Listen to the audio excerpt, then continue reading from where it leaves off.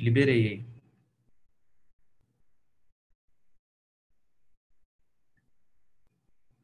Gente, vocês conseguiram ouvir a parte que eu estava falando da densificação? O que significa? Não, Não, professor. professor. Certo, então vamos voltar desde o começo, tá bom? Todos os nossos órgãos... Gente, quando começar a travar, vocês me avisam, tá? Podem interromper, vocês interrompem e assim, tá travando, pode falar. Beleza, professor. Todos os nossos órgãos, os órgãos intraabdominais, eles são envolvidos por gordura, tá? Então, olha só. Aqui eu tenho o rim, ele tem uma gordurinha ao redor, que é essa parte preta. Tá? Todos os órgãos eles são envoltos por gordura. Então, olha só, tudo isso daqui que eu estou desenhando, ó, é gordura ao redor. Gordura. Ao redor da minha aorta vai ter gordura. Aqui, gordura. Tá? Todo esse pretinho que eu estou vendo é gordura intraabdominal. Tá? Até aí tudo bem, né? Conseguiram entender? Sim, professor. Então, quando eu tenho algum processo inflamatório dentro do abdômen, o que acontece? Acontece que o meu organismo precisa lutar de alguma maneira com isso, certo? Então, como é que o organismo luta com processos inflamatórios? Ele manda células de defesa e ele edemacia aquela área, igual a gente aprendeu e a gente viu na neuroradiologia. Há um aumento, tá certo, de celularidade lá, porque vai chegando mais células de defesa para poder combater, tá? E o que acontece no abdômen? No abdômen, a gordura, ela fica densificada. Significa o quê? Que essa gordura está sofrendo algum processo inflamatório. Como é que eu vejo essa gordura densificada? Essa gordura densificada, ela tem esse aspecto aqui, ó.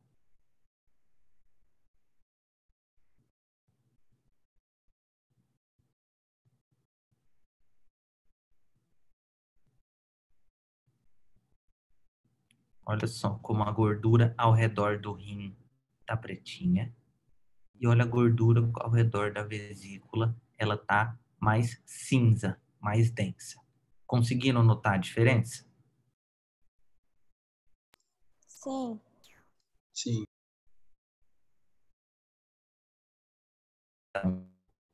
Aqui que vai estar mais cinza.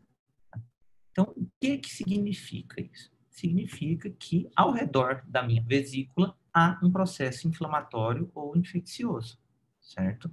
Como é que é o nome do processo inflamatório infeccioso da vesícula biliar?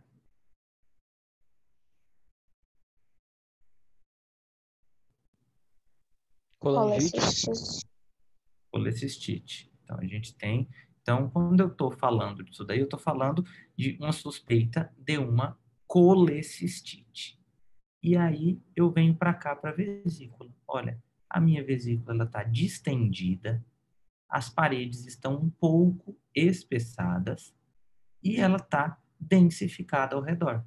E aí, excelente, a gente pode fazer o diagnóstico de uma colecistite. E aí, eu venho na fase contrastada. Quando eu boto a fase contrastada, pessoal, olha aqui. Que fase é essa que eu estou vendo? É portal? Venosa, isso. Isso, uma venosa ou portal, tá? Aí, ó, olha a minha vesícula, como é que tá. A vesícula tá com as paredes distendidas, ela tá espessada e olha a gordura ao redor dela. E olha o aspecto da gordura como é normalmente. Então, aqui eu estou falando de uma provável colecistite aguda. E, gente, qual que é a principal causa de colecistite? Obstrução? E o que obstrui? Cálculo biliar. Cálculo biliar. Quantos cálculos a gente tem aqui dentro da vesícula?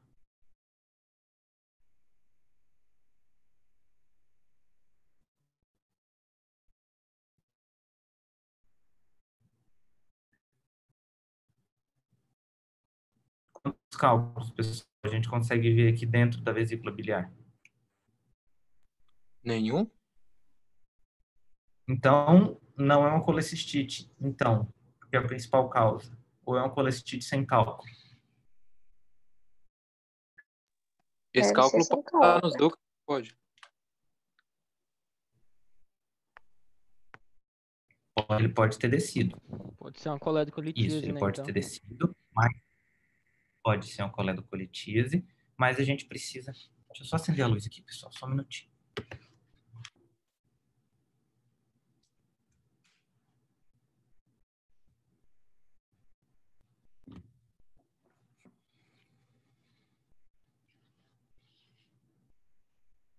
Porque a gente precisa lembrar de uma coisa, tá?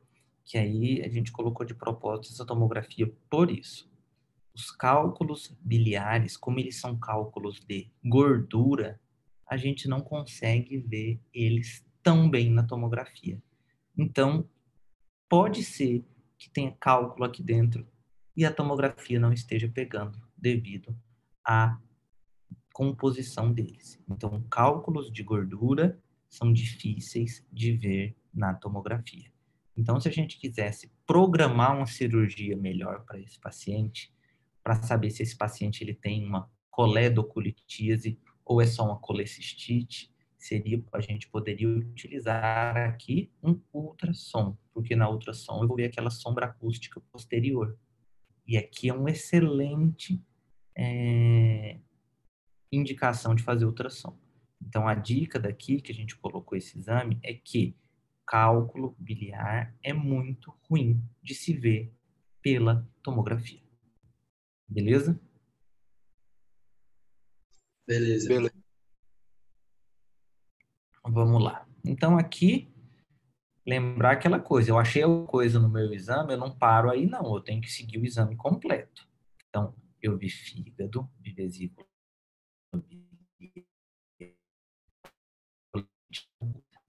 Travou, professor. baço, olha o meu Travando. O senhor falou fígado, depois vesícula. Isso. A gente vê fígado, a gente vê vesícula, depois da vesícula a gente vê o baço. Então, tá aqui, ó. Eu avalio todo o parênquima. Depois do baço, eu vou avaliar o pâncreas. Então, olha o meu pâncreas aqui. Toda essa lingueta. Pâncreas. Depois de avaliar o pâncreas, eu avalio os rins. Então, aqui eu tenho meu rim direito. Professor, pode mostrar o pâncreas de novo, por favor? É toda isso daqui, ó. Ele vem aqui, esse é o parênquima dele. Aqui eu tenho a cauda do pâncreas, que fica bem próxima do baço. E ele vem aqui, ó. Pâncreas, tá? Até aqui a cabeça dele. Ah, beleza, obrigada. Aí aqui eu tenho o rim direito. Aqui eu tenho a pelve renal, o ureter direito. Aqui eu tenho o rim esquerdo. E a gente vai ver. Depois disso daqui, eu avalio cava, aorta, e aí eu vou descendo para ver os dois ureteres. Olha aqui, ó. Eu vou seguindo o meu ureter na fase sem contraste. Ó, na fase que não é escritor. Olha ele aqui, ó. Olha ele aqui, ele tá do ladinho. Olha ele aqui, ó. Olha ele aqui. Ele vai descendo. É difícil de seguir às vezes. Olha ele aqui, onde é que tá.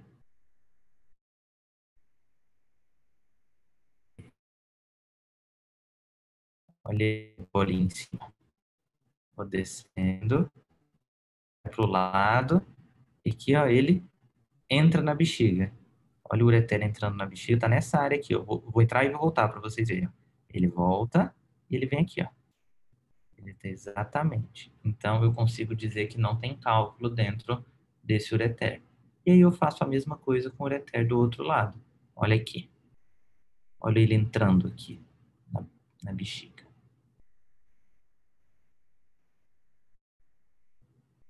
Estou seguindo ele ao inverso. Olha ele aqui. Ó.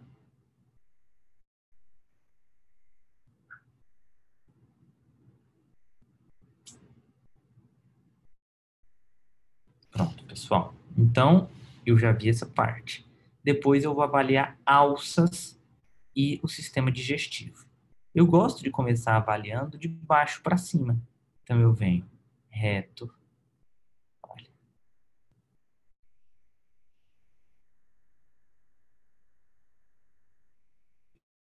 De baixo para cima, eu tenho o meu sigmoide. Professor, tá travando muito. Tá travando, professor. O senhor pode voltar, não? Então, aqui, pessoal, eu tenho o reto, tá? Eu começo avaliando. Reto. Aqui embaixo. Ó, eu vou subindo. E aqui, depois disso, eu tenho o meu sigmoide. Olha ele aqui. Ó. Olha o sigmoide. Aqui ele vai subindo, ele vai virar o cólon descendente. Olha aqui meu cólon descendente. E aí eu vou subindo para ver se eu encontro tumor aqui dentro, ou ver se eu encontro algum diverticulite. O cólon transverso. Professor, Calma, professor, travou eu posso a parte do colo dar um... ali. Professor, será que era possível o senhor desligar a Vamos imagem? lá. Eu acho que isso iria ajudar. Aconteceu uma vez com outro professor. O seu vídeo, eu acho, porque tá travando até a imagem, não tá passando na ordem. Pronto, obrigado, professor. Vamos lá então, pessoal. Então, voltando. Aqui eu tenho o meu cólon, tá? O cólon descendente. Olha ele aqui, ó. Aqui eu tenho o meu cólon transverso, que ele fica na frente. E aqui eu tenho o meu cólon ascendente. E aqui embaixo o seco. E aí a última coisa que eu vou avaliar vai ser alças de intestino delgado. O que eu avalio? A parede delas. E depois disso, o estômago. Olha, o estômago está vazio, mas olha só como é que ele está.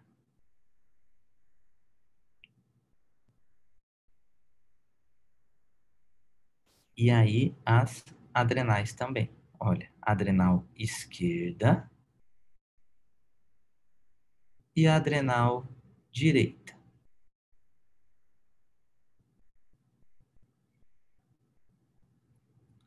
E aí a gente vê como alterações aqui. Alguém viu alguma alteração já que gostaria de falar? Conseguiu identificar fora a colecistite?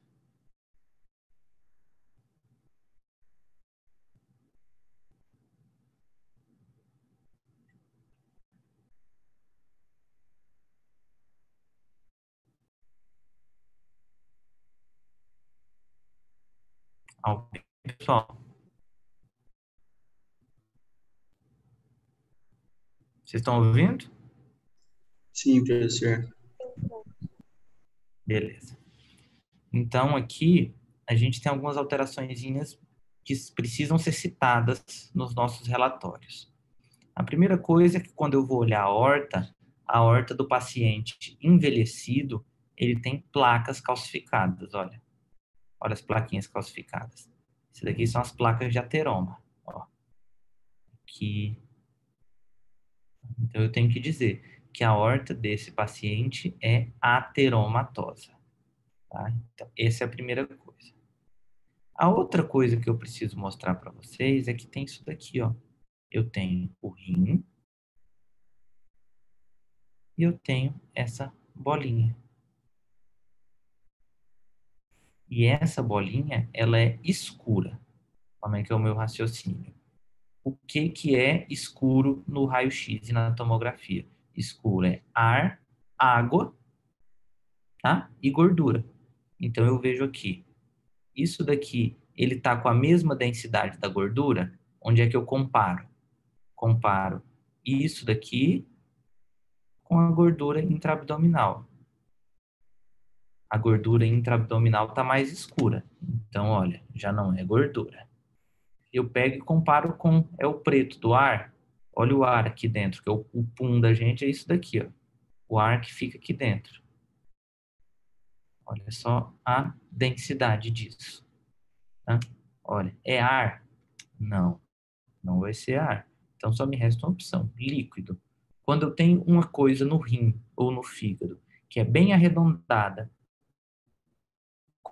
tendo líquido dentro, que coisa é essa?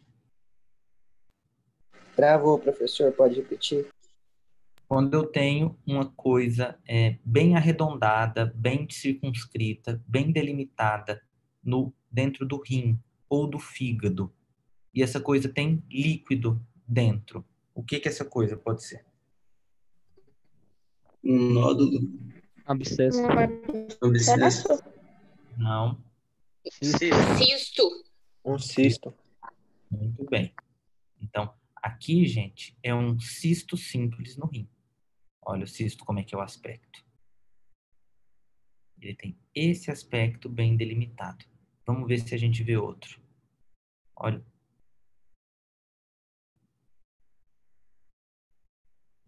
Aqui eu não consigo ver outro mais. Tá? Então, olha, cisto simples, ele tem esse aspecto. A outra coisa que a gente tem é isso daqui, ó. Divertículos. Vocês lembram que o povo fala, fulano teve uma diverticulite. Então, o que é uma diverticulite? É isso daqui, ó. Esses divertículozinhos, ó, o nosso cólon, ele forma essas saculações, ó. Isso. E às vezes um divertículo desse entope. Quando um divertículo desse entope, aí isso inflama. Depois que ele inflama, a gente tem uma diverticulite, que é a inflamação dos divertículos. Então, como alterações nessa tomografia? Eu tenho uma colecistite, eu tenho uma ateromatose da aorta, eu tenho cisto simples no rim direito, eu tenho divertículos colônicos e eu tenho uma próstata aqui aumentada de volume. A próstata é essa aqui. E aí, toda vez que eu vou avaliar um exame de abdômen, eu avalio a coluna do paciente também. Porque eu já estou aqui, então o que eu faço? Eu coloco a reconstrução nesse plano. Que plano é esse que eu estou mostrando para vocês? Sagital. Sagital. Beleza. Então, olha só. A coluna aqui, como é que fica? Olha o osteófito saindo. O bico de papagaio que eles chamam. Ó. Então, tem uma osteofitose. Tá tudo aqui. Tá? Então, a gente tem esses osteófitos marginais. Beleza? Beleza, professor. Professor, a L5 também está desalinhada? Ou não? Vamos dar uma olhadinha aqui. Não, o L5 está alinhadinha. Lembrar que o alinhamento que vai importar para a gente é o alinhamento posterior, tá? Que é o que vai comprimir o canal vertebral. Anterior, ele pode ter essa irregularidadezinha, pequenininha, não. Mas que posterior ele tá. E o que eu acho que deu a impressão é porque ele aparenta ter uma escoliose. Olha só, ele tem uma escoliosinha bem discreta. Mas olha como os corpos vertebrais já estão bem sofridos, ó.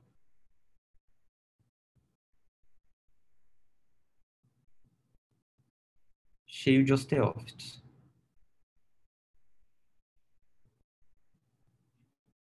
Vamos lá, pessoal. Professor, rapidinho, pode me mostrar a próstata de novo, por favor? Aqui, é isso daqui, ó.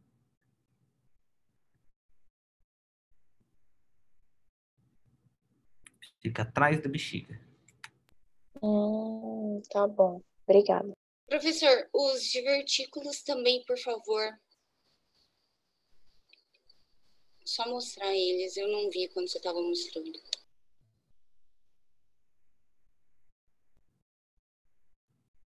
Vou desenhar aqui, Tatuane. Esse daqui é o primeiro. Olha só. Olha os outros. Você vai ver que a gente vai passando, a gente vê um monte de saquinhos, ó, ao redor do cólon, ó.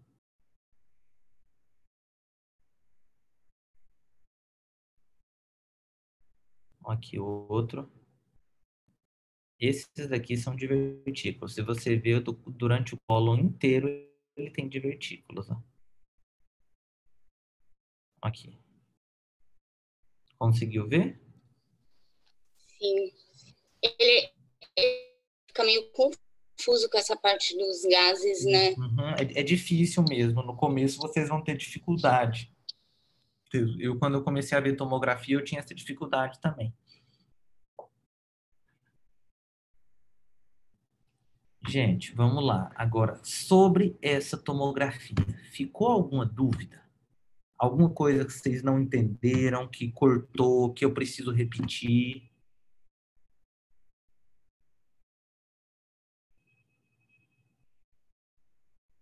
A hora é agora. Vocês não vão ter aula de tomografia mais. Professor, e como o senhor descreveria tudo isso? Certo. Eu descreveria assim.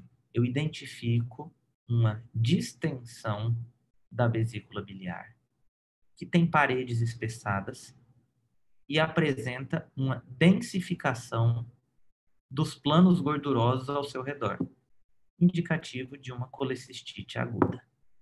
Ponto. Aqui eu descreveria cisto simples no rim direito,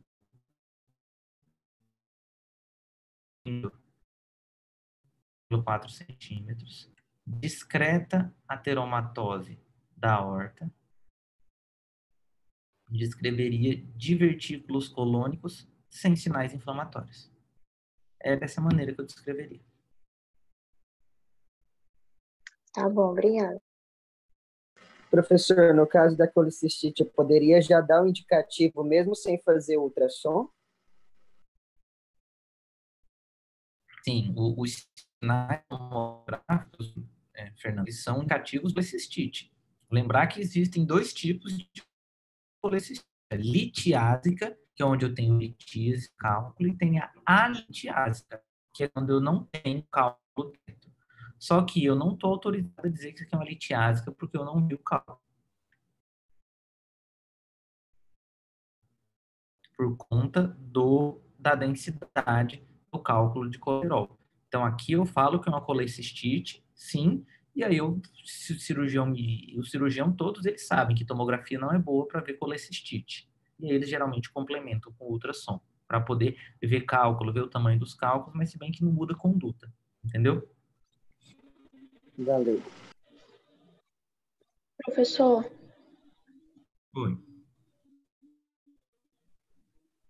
Pode falar, Juliane. o senhor falou de versículos sem o senhor falou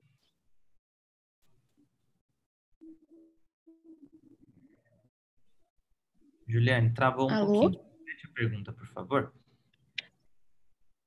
O senhor falou assim, identifica o divertículo sem alguma coisa. Sem sinais inflamatórios, porque o divertículo, a pessoa ter divertículo, ela tem diverticulose. Quando eu vejo sinais inflamatórios, eu estou falando de diverticulite. Aí é diferente. Então, são divertículos, mas não estão inflamados. Isso que eu quero dizer. Entendi. Obrigada. Vamos lá, pessoal. Mais dúvidas? Alguém tem mais alguma coisa para perguntar desse tomo?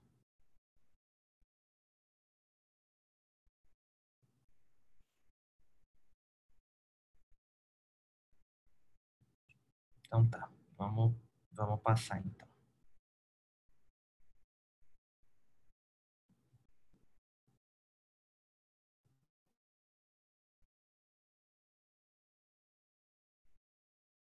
Então, assim, a ideia é a gente trazer esses casos toda a aula a partir de agora para vocês acostumarem a ver tomografia, tá? Então, toda a aula a gente vai ter o começo da aula, a gente tem aula expositiva, aula mais dialogada, a gente vai ver, vou trazer esses casos para a gente poder acostumar vocês a verem e a poder mexer, ver como é que a gente passa a imagem, ver as fases diferentes, tá bom?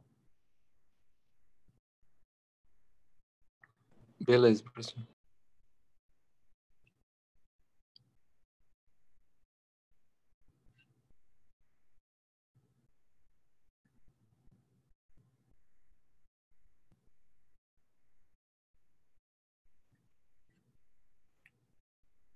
Gente, eu vou falar um pouquinho agora a respeito. Deixa eu desligar o vídeo aqui.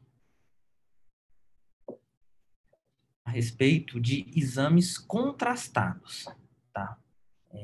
O que isso tem a ver com o módulo que a gente está vendo? A gente está vendo agora a radiologia do aparelho digestivo. E os exames contrastados, eles representam uma boa parte disso daí, tá? Então, olha só. Antigamente, para avaliar, a gente viu a tomografia agora há pouco, mas antigamente eu só tinha o raio-x. E o raio-x, ele deixa muito a desejar, tá? Em avaliações do sistema digestivo, porque a gente vê basicamente gás. A gente não vai ver outra coisa. E a gente precisava de técnicas que nos dessem algum suporte melhor. Então, a gente criou o EED, tá? A esofagografia, o trânsito intestinal e o enema opaco, tá? Então, vamos lá.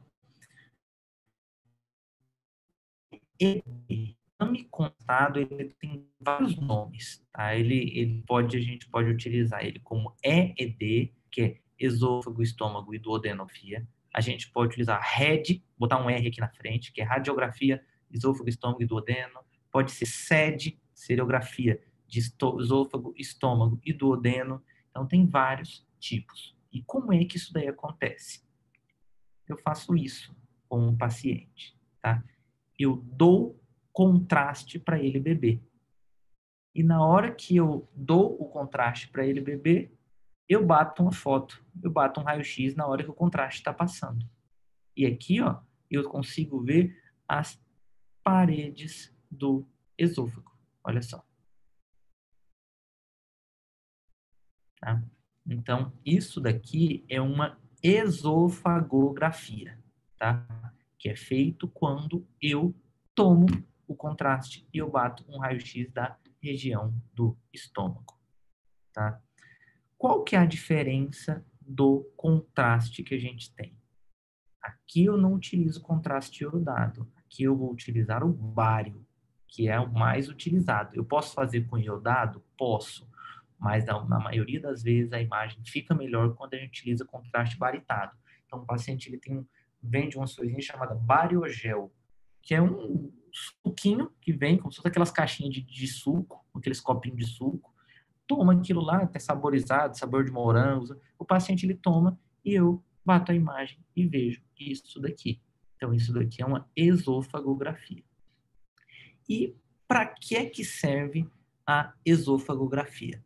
A esofagografia, ela vai ver as paredes do órgão. Então, olha só, eu vou conseguir avaliar se esse órgão está dilatado, eu vou conseguir avaliar se as paredes estão regulares, vou conseguir avaliar se as paredes estão irregulares. A gente vai ter uma noção muito razoável disso daí, tá? Então, olha só. Aqui eu tenho essa impressão que é formada pelo arco da aorta e eu consigo ver ó, que o esôfago está lisinho em toda a sua extensão. Só que aí, pessoal, o exame ele foi caindo meio que em desuso. Pouca gente ficou pedindo. Por quê? Se tiver tumor pequeno, aqui eu não consigo ver. Ele deixa a desejar. Já com a endoscopia, não. Na hora que eu passo, eu consigo pegar ele na hora.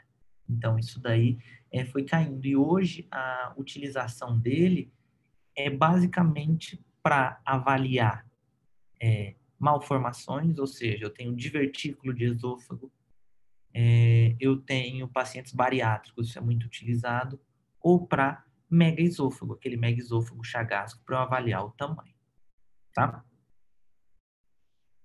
Gente, dúvidas sobre esofagografia? Vocês conseguiram entender como é que faz, para que serve? Professor, repete para quais são as indicações que travou aqui.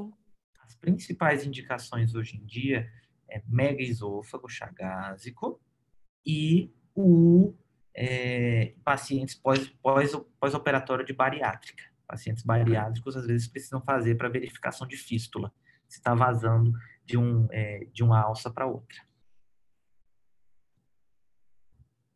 Vocês conseguiram entender como é que é feito o exame, para que ele serve?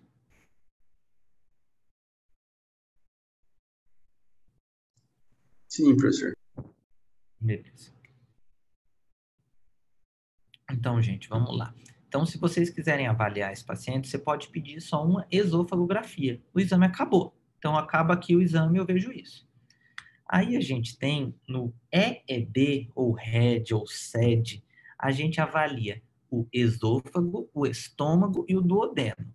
Então, quando eu vejo depois para avaliar estômago, olha só como é que eu vejo. O contraste, eu tomei aquele contraste, eu esperei ele descer daqui para cá e olha como é que ficou. Então, não vejo nada no esôfago mais, mas olha o estômago, como é que tá. O estômago, ele tá todo coradinho. Olha, a gente vê pequena curvatura, grande curvatura, fundo gástrico, antro. E aqui eu vejo o duodeno. Olha aqui. Primeira porção, segunda porção, terceira e quarta porções duodenais. Tá? Então, aqui eu consigo avaliar principalmente a disposição dessas alças. Se essas alças elas estão no local correto, se elas estão torcidas, se elas estão desviadas, se eu estou tendo mais alguma coisa diferente. A gente avalia isso muito bem. Aqui já é a parte do estômago e do duodeno. Aqui eu mostrando uma injeção, quando eu vejo dículo. Olha, eu tenho aqui um divertículo duodeno. Do mesmo jeito que eu tenho um saquinho que se forma lá no cólon, eu posso ter um saquinho, um divertículo aqui na parede duodenal.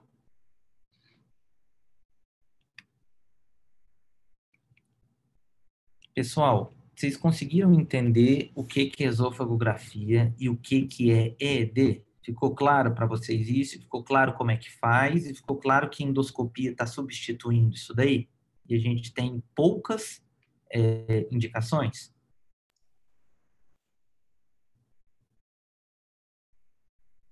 Sim, professor. Beleza. Do mesmo jeito, pessoal, que eu consigo avaliar com contraste o estômago e o duodeno, eu consigo avaliar a parte de baixo, o reto e o cólon. Então, olha só, o que eu consigo ver? Eu consigo avaliar dessa maneira. Então, eu consigo avaliar aqui, ó, eu injeto o contraste pelo reto. Então, o que eu faço? Eu vou lá e jogo contraste e jogo o ar para dar o duplo contraste. Isso por via anal. E aí, olha, o contraste ele sobe e eu consigo identificar. Ó. Ele fica essa imagem muito bonita. Então, olha só, a gente está vendo, isso aqui é um exame padrão que a gente consegue fazer, ó. Normalmente eles ficam assim, mas nesses raios-x mais modernos e tudo, com técnica, a gente consegue fazer até assim. Então, olha só, fica um exame bonito, que a gente consegue avaliar se tem megacólon, se tem malformação, se eu vou ter alguma outra coisa que esteja atrapalhando o fluxo alimentar por aí. Professor, isso aí é um raio-x? Isso aqui é um raio-x. Eu injeto contraste por via retal. Aí o nome disso daqui, desse exame, é enema opaco. Uhum. Então, aqui a gente tem, pessoal, o enema opaco. Aqui também tem o enema opaco. Aqui eu consigo ver, ó, pessoal, um tumorzinho. Ó. Isso aqui é uma projeçãozinha tumoral.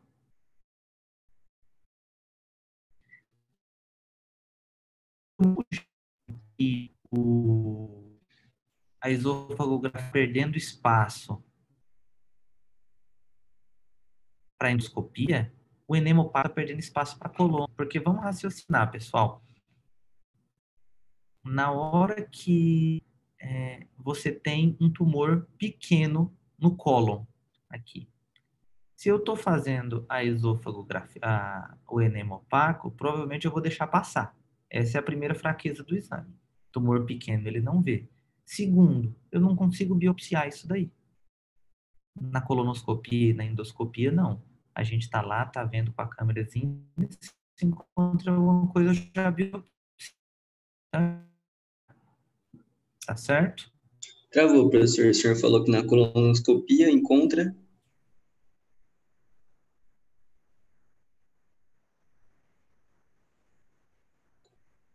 Professor. Oi.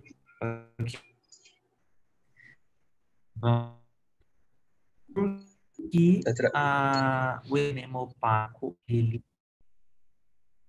Deixa eu tentar colocar aqui no 4G celular só um pouquinho.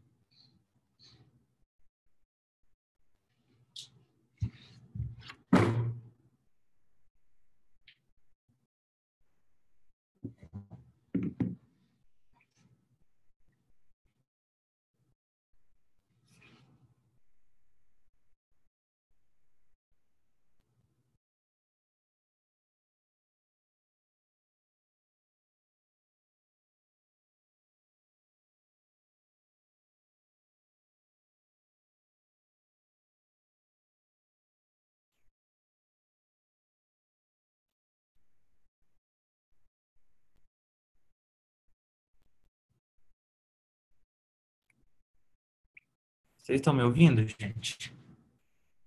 Sim. Sim. Vamos ver se melhora agora. Botei aqui no 4G. Vamos ver se...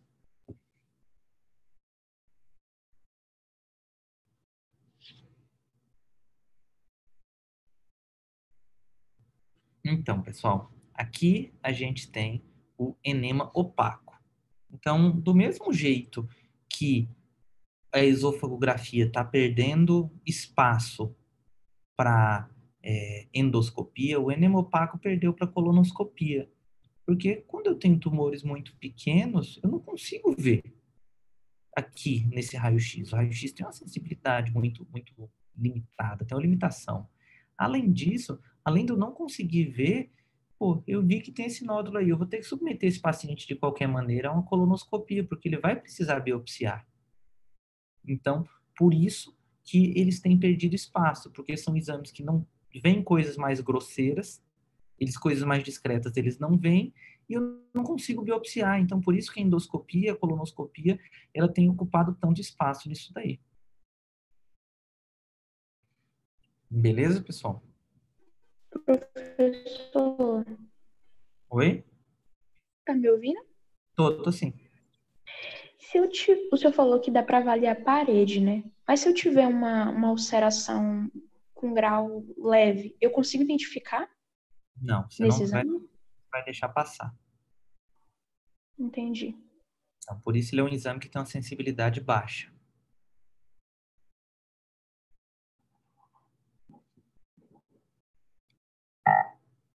Gente, então vocês conseguiram entender a diferença, né, do exame do EED e do enema opaco. Um é por cima, outro é por baixo que eu injeto o contraste. Conseguiram entender isso daí? Sim. Certo. Aqui eu tenho um enema opaco. Eu injetei o contraste por baixo e estou avaliando tudo. Aqui eu tenho outro enema opaco. Eu injetei o contraste por baixo, ó, e ele está subindo, vai subindo, vai subindo. Beleza, pessoal. Então, nós falamos já de 2 exames contrastados. O enema opaco e o EED e a esofagografia. Então, falamos de 3. Aqui, eu tenho outro exame, que é o trânsito intestinal. Para que serve esse exame? Eu vou dar contraste para o paciente tomar e eu vou contar quanto tempo demora para esse contraste atravessar todo o intestino delgado desse paciente. Então, eu vou fazendo várias imagens até que o contraste todo passe pelo delgado. E aí, a gente consegue dizer, nossa, esse paciente aqui, o trânsito intestinal dele está lentificado. Nossa, o trânsito dele não está bom. Então, a gente consegue avaliar dessa maneira.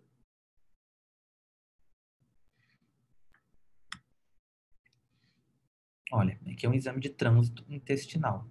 Eu estou vendo o contraste, ó, dentro das alças intestinais e a gente vai medindo. E aqui, ó, ele tirou essa imagem com 2 horas. Então, esse daqui demorou 2 horas para o contraste sair do estômago para percorrer totalmente o intestino delgado dele. Então, esse aqui é um exame que está normal. E, além disso, se ele tivesse alguma coisa, algum pólipo grande, algum tumor grande, eu conseguiria ver. Mas vocês veem que é um exame bem demorado, tá? Não tem outra coisa. Então, ele tomou o contraste.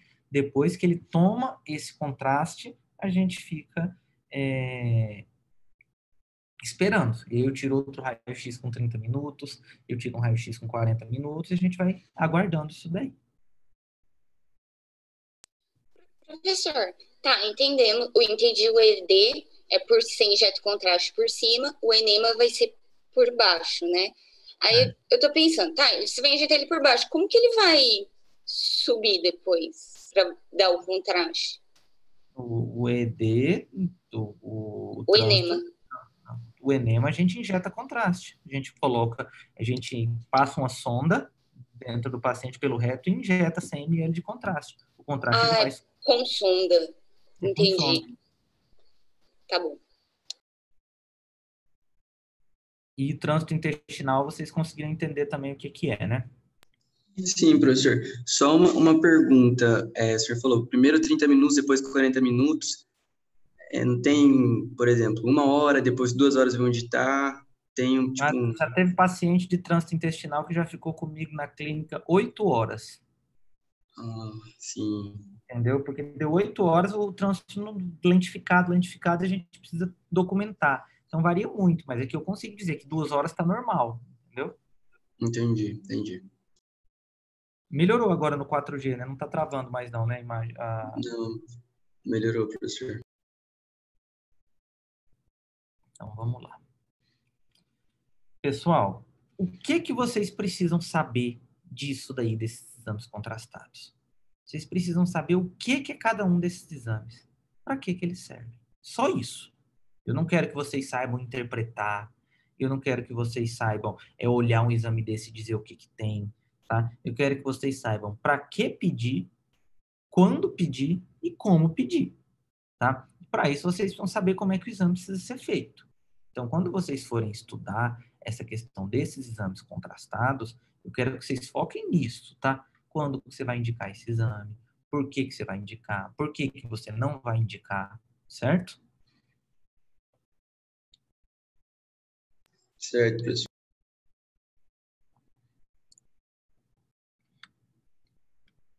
Aqui a gente tem alguns exemplos, ó, os divertículozinhos que a gente tem, que a gente consegue avaliar na tomografia. Olha como eles ficam aqui no exame contrastado. Aqui é a mesma coisa. Aqui é a mesma coisa. Olha os divertículozinhos aqui, ó. Na tomografia e aqui no enema opaco. Aqui eu tenho um tumor, ó, no esôfago. Olha como é que ele fica. O contraste passa e ele fica assim. Ou chama esse sinal da maçã mordida. Então, parece que tem uma mordida aqui, não está deixando corar tudo. Aqui a gente está vendo outro, tá? Outra estenose tumoral. E a gente está vendo também outra estenose tumoral. Aqui é um tumor dentro do sigmoide.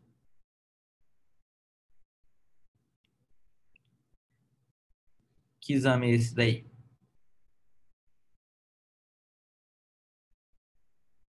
Um ED. É um ED, isso mesmo. A gente consegue ver. E aqui é um exame para avaliar refluxo em criança. Olha só. Eu dou o contraste. Na teoria, o contraste era para ter descido e não ter voltado. Olha só, ele veio, mas ele está voltando. Ó, então, o paciente, a criancinha, tem refluxo gastroesofágico. É outra indicação, principalmente em crianças. Aqui eu tenho um divertículo esofágico, que é outra indicação. E aqui eu tenho a hérnia de hiato. Olha, a gente vê uma bola se protruindo para o interior do hiato esofagiano. Aqui eu tenho um exemplo de mega esôfago. Olha só como é que eu consigo avaliar o esôfago totalmente dilatado. E aqui eu vejo um caso de obstrução intestinal. As alças intestinais são todas dilatadas. Então, gente, o que eu preciso que vocês estudem e tentem focar para esse próximo módulo que a gente vai ficar discutindo. Todo dia a gente vai ver um atomo para passar para vocês exatamente essas dúvidas de anatomia, essas dúvidas de interpretação, a gente vai ver cálculo, a gente vai ver outras coisas, tá? Porque vai ter tomo na nossa prova, assim, eu vou colocar um tomo de abdômen, eu vou perguntar se o exame está com contraste ou sem, vou perguntar qual fase do exame ele está, se ele está numa fase contrastada, se ele está na fase portal, no arterial, no excretora, tá? Eu vou perguntar, alguma fase acrescentaria alguma informação nesse estudo? Por exemplo, eu estou com um cálculo lá, aquela dúvida. Existe alguma fase de exame tomográfico que possa agregar alguma coisa? Então, eu vou estar perguntando isso daí. E no que diz respeito aos exames contrastados, a gente vai estar perguntando indicações. E como é feito o exame? Uma boa pergunta, já perguntei. Como é que se faz o exame? Quais são as diferenças técnicas do enema opaco para o exame do EED? Como é que é feito o exame de trânsito intestinal? Então, é isso que vocês precisam focar nesse estudo, tá? Certo, professor. Tem uma dúvida aqui. O senhor, na última aula, perguntei para o senhor falou perguntei as referências, o senhor falou o livro lá, né? Do Radiografia de Abdômen e falou a Radiopedia.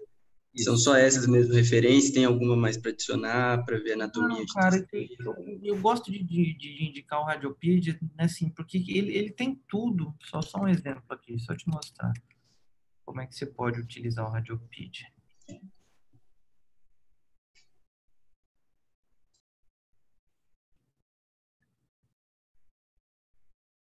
Vou mostrar aqui para vocês, dar um exemplo. Vocês precisam saber os quadros clássicos, tudo isso daí. Vamos pegar um exemplo aqui, ó. Olha só. Eu coloco Radiopedia, nefrolitíase. Ó, pronto. Radiopedia no Google. Ele vai entrar aqui, ó. Ele vai explicar para você o que é nefrolitíase de uma maneira muito resumida. Você não vai perder tempo lendo capítulo de livro gigantesco. Então, ele vai dizer a epidemiologia, em que acontece mais, como é que é a apresentação clínica, tudo isso. Ele vai explicar para você como é que você consegue ver isso daqui no raio-x. Ele vai explicar como é que você vê no ultrassom. Ele vai explicar como é que você vê na tomografia. E ele vai ter as tomografias, por exemplo, de exemplo. Então, aqui, ó, um cálculo impactado no ureter distal. E você consegue. Por isso eu gosto de indicar o Radiopedia. Ele é muito prático e ele faz o estudo render. Olha o cálculozinho aqui, ó. Ele faz o estudo render porque ele tem todas essas coisas aqui. Então, tudo isso você vai ver. Vamos botar outra coisa. Colecistite.